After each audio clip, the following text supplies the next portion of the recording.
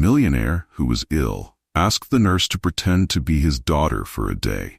To his great surprise, a few hours later, his wife entered the room accompanied by a lawyer and with the will in hand.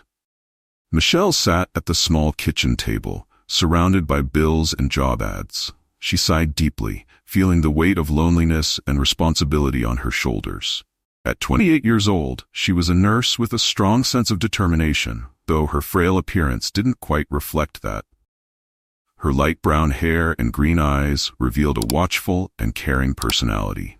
She had grown up in an orphanage, completely alone, without family. Michelle had learned to depend entirely on herself. "I need to find a job soon," she muttered, running her fingers through the ads. It had been a few days since she started feeling dizzy, and her body seemed to grow weaker each day. Without money for medical treatment, she needed to find a job quickly. Just as if her prayers had been answered, her phone rang. The screen showed an unknown number. With a flicker of hope, Michelle answered, hoping it could be a reply to the countless resumes she had sent. On the other end, a firm female voice said, "Good afternoon, my name is Emily. I'm looking for a nurse to care for my husband. Your name was recommended to us." It had been a long time since Michelle had found a nursing job, and she was willing to take any opportunity. "I don't remember applying for this position, but I'm very interested," she replied, trying not to sound as desperate as she felt inside. "It was my husband, Mr. James, who heard about your services. We urgently need someone with your experience," Emily explained, cutting her off. "Can you come to the mansion today for an interview?" Michelle could hardly believe her luck. "Yes, of course, I'll be there," she said eagerly. When she arrived at the grand mansion, Michelle was greeted by Emily, a woman with a stiff posture and a calculating expression. During the interview, Emily didn't seem genuinely concerned about her husband's health. "Mr. James was diagnosed with a rare disease. The doctors say he only has a few months to live, but I think they're exaggerating," she said dismissively. Michelle felt a pang of sympathy for James, but she didn't like the way Emily spoke about him, almost as if his life didn't matter. "I'm sorry to hear that. Could I meet Mr. James?" she asked, trembling at the thought that Emily might not care about her husband's well-being. Before they could continue, a man dressed in gardening clothes accidentally entered the room, interrupting the conversation. Upon seeing the man, Michelle reacted with obvious disdain. "Can't you see? Get out of here right now." The gardener looked embarrassed, his shoulders slumping at the reprimand. "I'm sorry, Mrs. Michelle. It won't happen again," he apologized. Noticing Emily's worried look, he apologized again for the interruption. Emily felt uncomfortable with the situation and cast a pitying glance at the man, but remained focused on her goal of checking on Mr. James, fearing that his wife might mistreat him without anyone knowing. "Please, I think it's important to see Mr. James before anything else."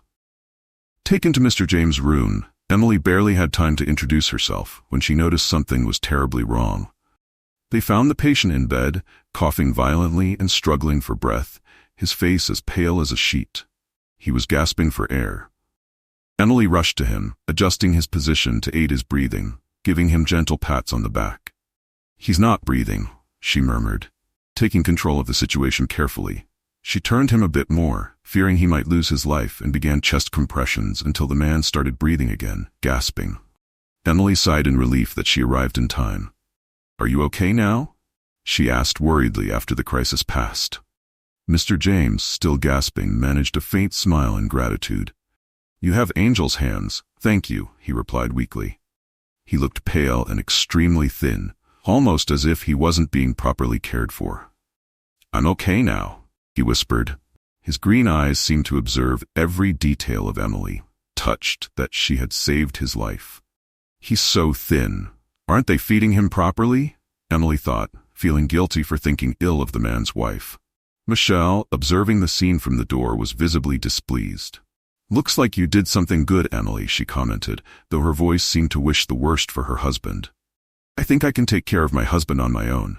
He's improving. It was just an accident," she argued, trying to dismiss Emily. "I want her to be my nurse. I still have a say in this house," Mr. James declared angrily at his wife's attitude. "Emily, I want you to take the job. You saved my life." Though relieved to have helped, Emily felt the weight of the situation. "I'll do my best for Mr. James," she replied, looking at the man's wife.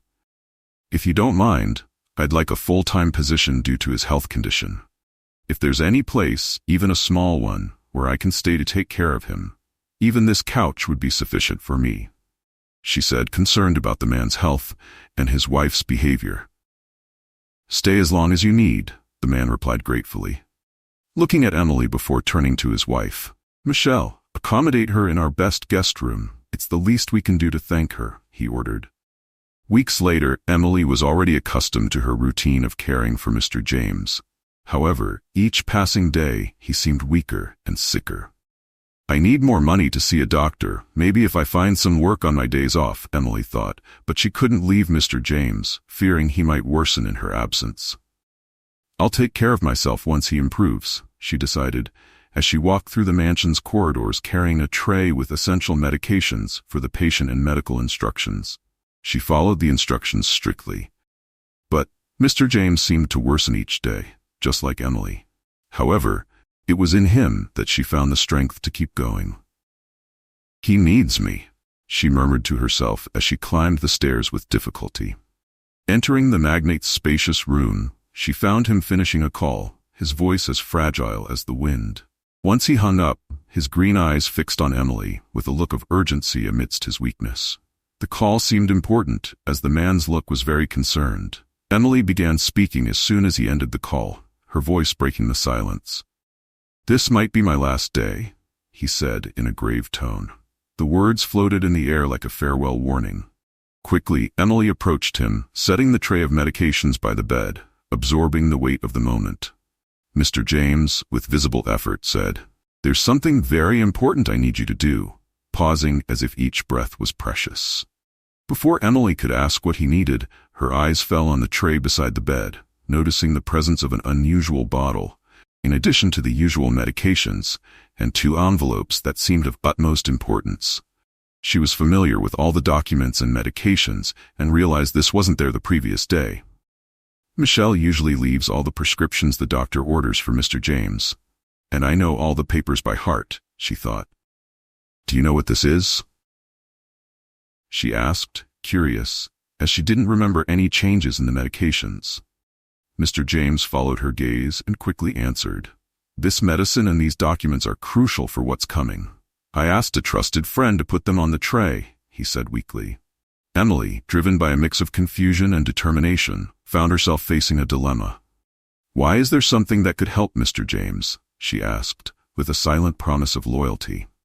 "His health and happiness are all that matter to me," Emily thought, feeling increasingly close to the man, despite being unable to converse much due to the weakness caused by the medications. She was grateful to have secured the job and, above all, for his kindness. Mr. James tried to reach out to her, a gesture of gratitude and desperation, but weakness overcame him, and the movement was incomplete. Emily had already brought light to his darkest days, but now he needed one last favor. "Pretend to be my daughter for a day. I don't want to leave without that feeling," he pleaded with a choked voice. "Why are you asking me this, Mr. James?" she asked, not fully understanding the request. "You'll be fine. I have faith you'll get better," she replied, hoping she was right. "This is my last request. I don't have much time," Mr. James said weakly. He started coughing violently again, and Emily quickly moved to help. "I'll pretend to be your daughter," she joked, trying to lighten the moment, though her heart was breaking from the request. "He has no one else but me," she thought, feeling even more connected to the man. But before Mr. James could explain the reason for the request or the new medications, the door burst open. Michelle entered the room with determined steps, and behind her was a very well-dressed man in an impeccable suit. "It's time, James," Michelle said, interrupting the moment of intimacy that had existed just seconds before. "I need you to sign the will. I brought a lawyer to witness everything," she said rudely. Emily, feeling the tension rise in the room, took a step back, casting one last questioning look at Mr. James. Was this why he asked me to pretend to be his daughter? So he wouldn't have to sign these documents? She wondered. But before she could ask, Mr. James began coughing even harder, and his breathing became labored. "Michelle, cold as if she had been planning something for a long time, turned her attention to her husband, whose condition visibly worsened before her eyes. "Sign the papers now, James. It's crucial," she insisted, shoving the will at him. Mr. James, with a lucidity that defied his frail physical state, gave Michelle a deep look, full of understanding and resignation. Michelle, her voice barely audible and filled with disappointment and sadness, managed to ask, "Is this what matters most to you?" She was starting to feel a bit dizzy and thought to herself, "I can't pass out now." Turning to Mr. James, suddenly the machines monitoring his health started to make alarming noises. The steady beep of his heartbeat turned erratic, signaling that something was terribly wrong. "What's happening?" Michelle exclaimed urgently. With a clear voice despite her own crisis, Emily approached James and insisted, "It doesn't matter. He needs to sign now." Ignoring the machine's signals of impending disaster, Emily pressed Mr. James.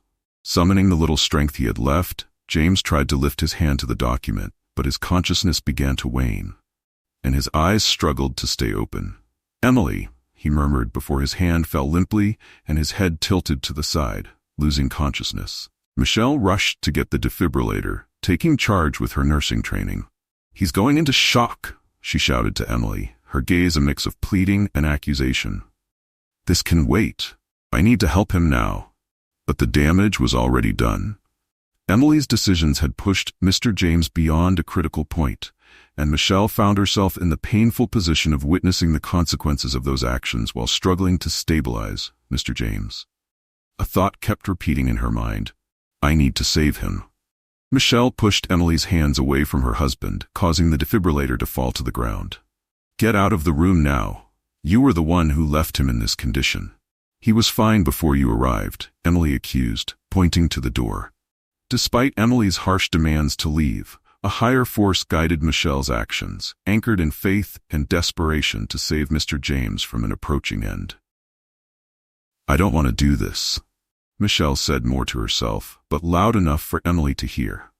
The determination in her voice was unbreakable, even in the face of the emotional storm that Emily represented. "He's dying," Michelle thought, but she couldn't let the man go like this. With trembling hands, Michelle grabbed the medication, a decision made in the peak of desperation. "Please, Mr. James, stay with me," she whispered, hoping that somehow her words would reach him, offering a beacon of hope in the twilight of his consciousness. Emily looked incredulously at the nurse's audacity. "What do you think you're doing?" "Get your hands off my husband now," Emily commanded, though her voice trembled with a hint of fear. Michelle focused on her task, barely registering Emily's words, her attention completely on the fragile thread of life that was Mr. James. He was the owner of a major pharmaceutical institution and should have requested the medication to give him a chance to live. Even with the fear of what she was doing, Michelle knew that administering this injection could be the only way to save him, since his heart was almost stopping. And that's exactly what she did. Administering the medication was a moment suspended in time, where every second seemed to stretch infinitely. Michelle watched Mr. James anxiously, looking for any sign of improvement, any indication that her decision hadn't been in vain. However, what followed wasn't the miracle she had prayed for, but a visible worsening of his condition. His already labored breathing became even more irregular, and his face took on an even paler hue. "This can't be happening," Michelle whispered to herself, the reality of the situation hitting her like a heavy veil. "I just wanted to help," she said as she pressed the emergency button. Weeks earlier, Michelle had asked Mr. James to install an emergency button in case his condition worsened. However, even with his condition deteriorating, Emily turned to Michelle with renewed fury. "You couldn't even save him before he signed the papers. That's enough. You've done enough. Get out of my house now," she ordered firmly. For a moment, Michelle felt the weight of guilt crushing her. "I'll call security to escort you out," Emily said, leaving the room with the lawyer in tow. Taking advantage of being alone with Mr. James in the room, Michelle hid the papers she had shown in her uniform before the man's wife returned. "Wait, I'll find a way to help," she told the visibly distressed patient as one of the guards appeared, entering the room to escort her out. Michelle's head was spinning, not only from emotional confusion but also from a sudden dizziness that threatened to consume her. She stumbled, feeling like each step required immense effort. "Hurry up," the security guard murmured. "I just wanted to save him." Michelle thought before the guard pushed her, causing her to fall at the mansion's entrance. She felt weak as the world seemed to spin around her. The security guard left her there as if she were unimportant and went back inside without a second thought after the tense confrontation with Emily and Mr. James's health crisis. Michelle found herself weak and shaking, leaning against the grass to avoid fainting. In this vulnerable moment, the house gardener appeared, offering his arm for support. "Are you okay?" His voice was gentle, contrasting with his rugged appearance. "I'm fine. It's Mr. James who is getting worse," Michelle replied, acknowledging the kindness in the man's eyes as she leaned on him to stand up. Michelle heard the distant sound of sirens approaching. The ambulance called urgently to attend to. Mr. James had finally arrived. The initial panic gave way to fierce determination. "I need to go to the hospital," she murmured more to herself than to the gardener. The thought of leaving Mr. James alone in his critical moment was unbearable. He has no one else? His wife doesn't care. Michelle knew Emily wouldn't let her go with the ambulance team. So with slow steps, she walked to a taxi stand, battling the dizziness and weakness that threatened to overwhelm her. Every step was difficult, but it had been weeks since Michelle started feeling unwell, and now she had to go with James. She couldn't get sick.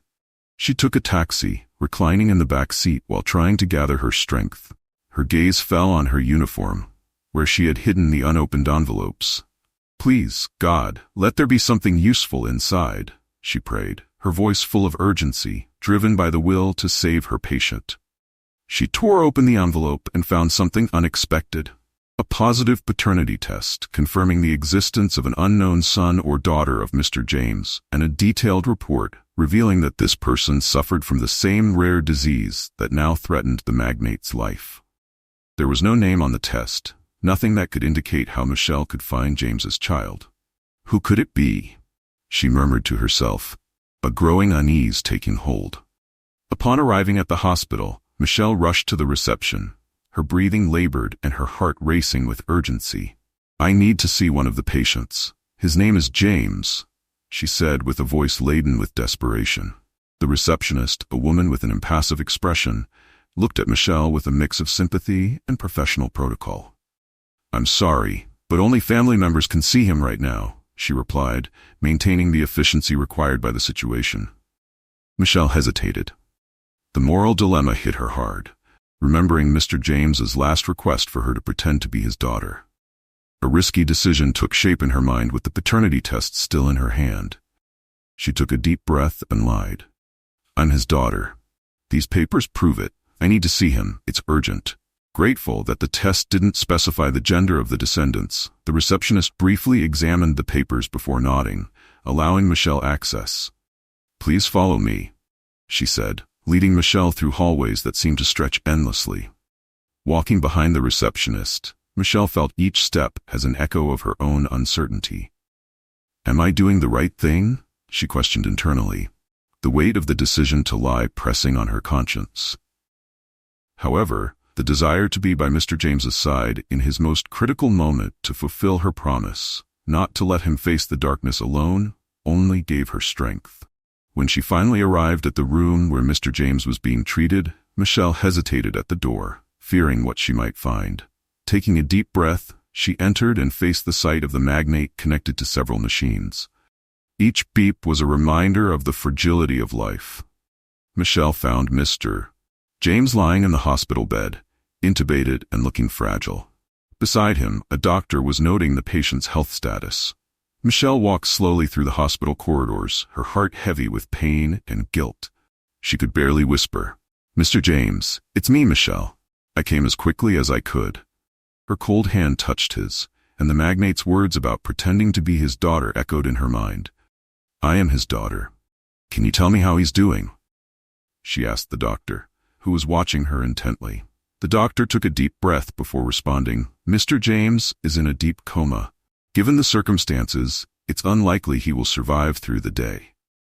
The doctor's words made Michelle's world collapse. I can't leave him like this, she thought, turning to the doctor. I need to be alone with him and my father, she requested, approaching the doctor. Once the doctor had left, Michelle sat next to James's bed. Mr. James, I haven't forgotten my promise, she began, her voice trembling. I will fulfill your last wish. Today, I will be your daughter. She held James's hand and continued, through tears. If we were father and daughter, we would spend a day at the beach, free from illness, sharing stories and laughter. We would have a morning full of strength and joy, and end the afternoon with a coffee by the sea. She ended with a sigh, offering a comfort filled with hope and sadness. Suddenly, the door burst open and Emily entered with a cold, calculating presence. What do you think you're doing here? Demanded Emily, her voice sharp. You're fired. I want you to stay away from my husband. Despite her exhaustion and weakness, Michelle stood up to confront Emily with determination. You can't fire me. I am his daughter, she lied, pulling out the envelope with difficulty. Emily sneered in disdain. You, his daughter? That's ridiculous. Look at you. You could never be part of our family. Every word from Emily made Michelle feel even smaller, but she didn't back down. No matter what you think, I'm staying here. He's not alone, she said, summoning her last bit of strength. The heated argument between the two women was interrupted by the sudden arrival of the medical team called by Emily. This woman is disturbing the patient's peace. I demand she be removed immediately, ordered Emily. Michelle felt a strong dizziness and collapsed. As she fell, she saw James' fingers move, an unexpected sign of life. He moved, she murmured weakly as the doctors rushed to help her. Emily demanded they ignore her. This girl is just a nuisance. She can't pay for her services. Those were the last words Michelle heard before she lost consciousness. Sometime later, Michelle awoke in a hospital room bathed in soft light.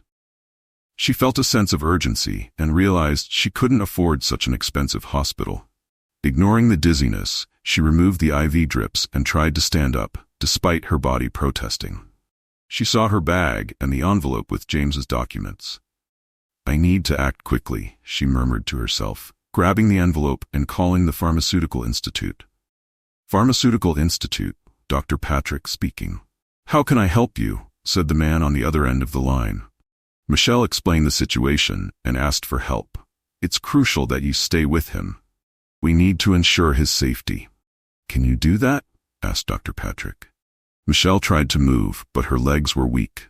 Tell me what to do, she pleaded, fearing her absence might have cost James his life. Mr. James is involved in a study for a cure for a rare disease. The study is in its final phase. We need to complete it today to move forward. You must stay by his side, Dr. Patrick explained. Michelle ended the call, determined to help James. I can't leave him alone, she thought as she struggled to stand up. Every step was a challenge, but she pushed on, determined to reach James before Dr. Patrick arrived. When Michelle entered James's hospital room, she was met with utter chaos. Doctors and nurses surrounded the wealthy man's bed, rushing back and forth with a sense of urgency that was hard to miss. The room was filled with the steady beeping of machines, and the tension in the air was thick. One of the doctors, with a worried expression, muttered something that made Michelle's heart sink. We're losing him. There's nothing more we can do. Those words hit her like a punch in the gut. Her world seemed to crumble beneath her feet. What's happening? She managed to ask, her voice trembling, barely above a whisper. As she moved closer to the bed, she ignored the weakness that threatened to overwhelm her.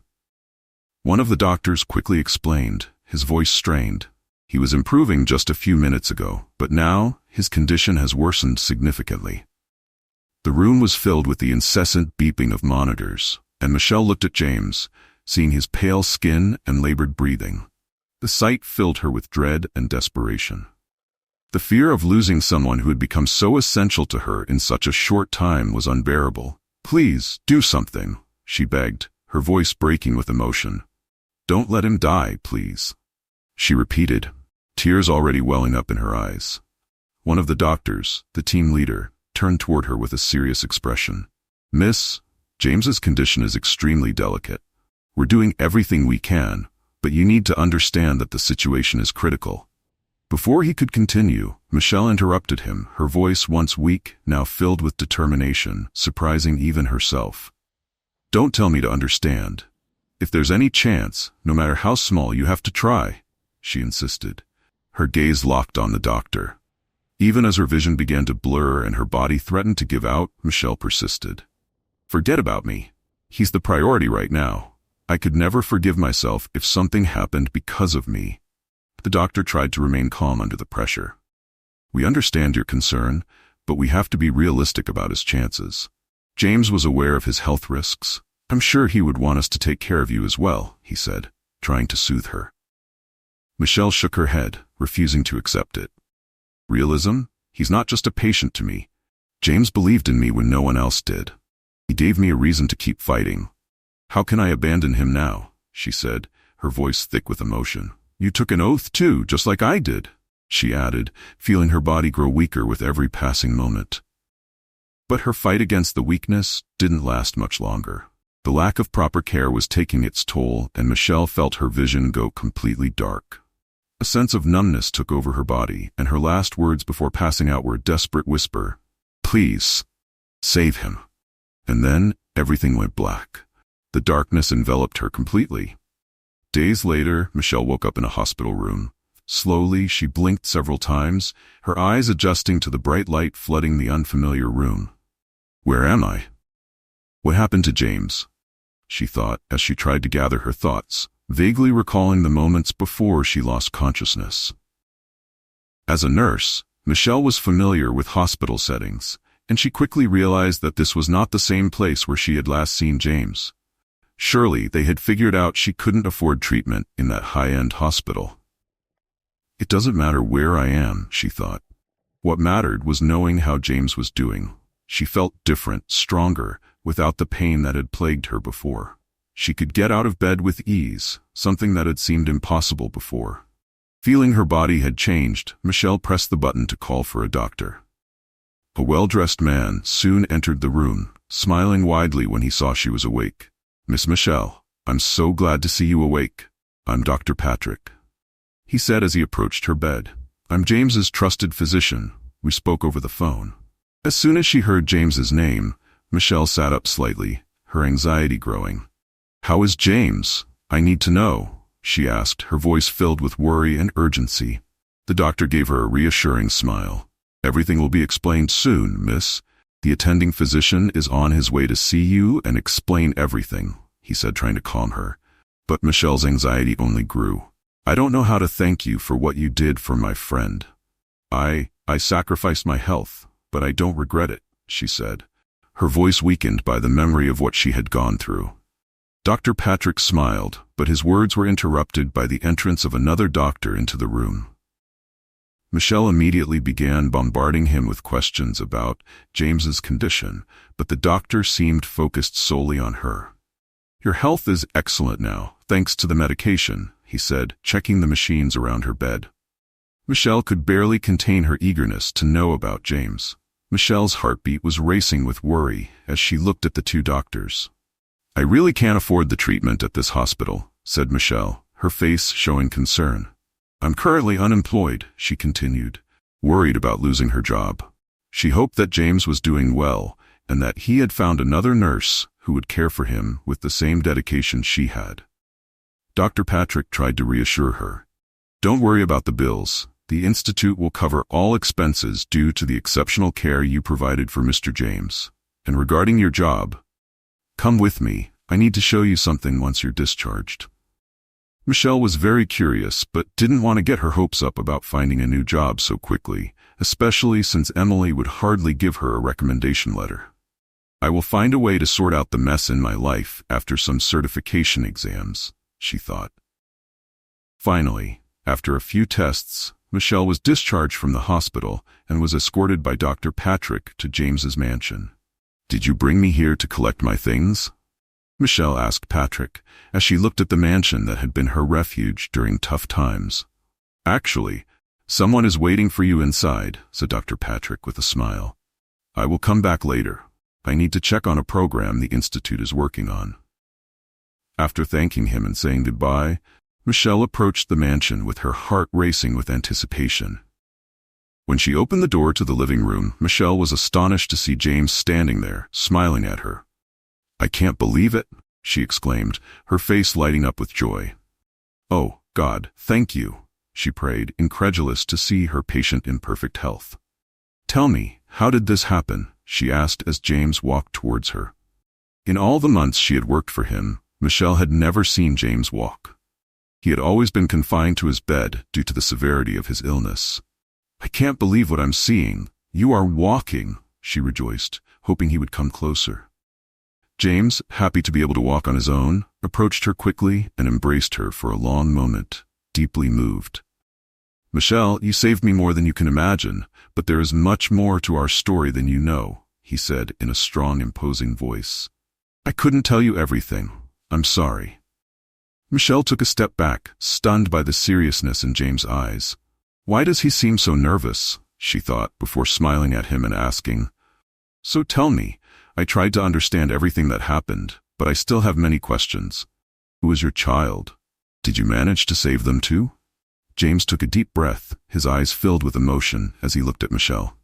Actually, I have a daughter, he said, moved. I didn't know who she was until the day my health couldn't take it anymore. It took a long time to get the test results, but yes, I saved her, he said, causing Michelle to sigh in relief before smiling at him. I'm so glad to see you standing here in front of me, healthy and smiling, daughter, he finished, causing shock to spread across Michelle's face. She couldn't hide her surprise, unable to believe what she was hearing. What? What did you say? She asked, her voice full of emotion. I think I didn't hear you correctly. James smiled and said, You are my daughter, Michelle, my daughter. He was overjoyed to say those words and embraced her warmly. How is this possible? Asked Michelle, crying. Are you referring to the request you made for me to pretend to be her? Asked Michelle, hoping it wasn't a joke, as her greatest dream had always been to have a family. Michelle, now more recovered and inspired by her daughter's resilience and compassion, dedicated a significant portion of the Institute's resources to support this cause. She started new awareness programs and partnered with organizations focused on protecting patient rights, working closely with Dr. Patrick. The Institute also began developing new policies to ensure that patients received care in a safe and welcoming environment, setting a new standard for the entire field. Michelle's work soon gained recognition beyond the Institute's walls. She began receiving invitations to speak at health and wellness conferences and events, where she shared not only her professional insights, but also her personal story. Her experiences touched many hearts and inspired others to join her cause. As father and daughter, Michelle and James rebuilt their lives with mutual respect, admiration, and a love that overcame past trials. They found joy in the small things and celebrated every victory together. Did you enjoy today's story? Then don't miss the upcoming videos. Subscribe to the channel, hit the bell icon, and give a like to stay updated. Leave a comment and let us know what you think. See you in the next video.